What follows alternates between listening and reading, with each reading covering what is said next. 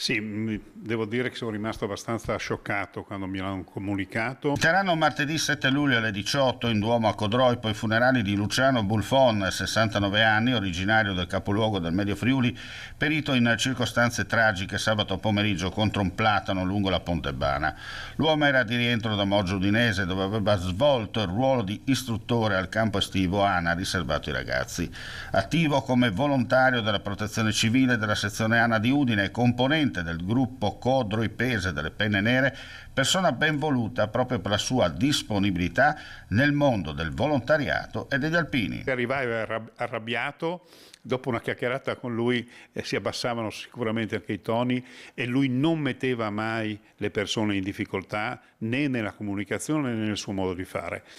E questo per noi è un valore personale molto forte, molto importante, al di là di petto di quello che stava facendo, che ha fatto e che avrebbe continuato a fare.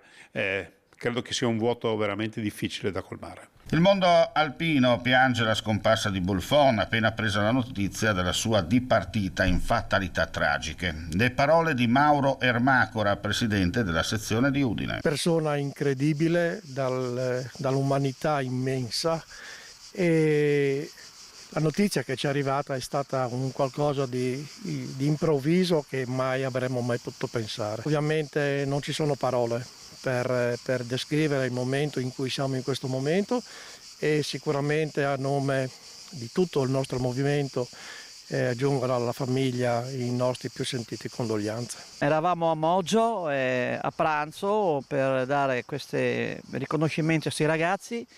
Lui è venuto a salutarci e, fatalità della vita, si è seduto vicino a me e dopo ci siamo detti adesso ci vediamo martedì prossimo, mandi.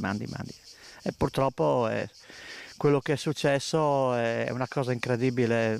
Un'ora e mezza dopo mi ha chiamato il presidente dicendomi che era morto Luciano. Non avevo capito, Luciano chi, ho detto, perché mi sembra impossibile. Lui mi diceva, cosa incredibile.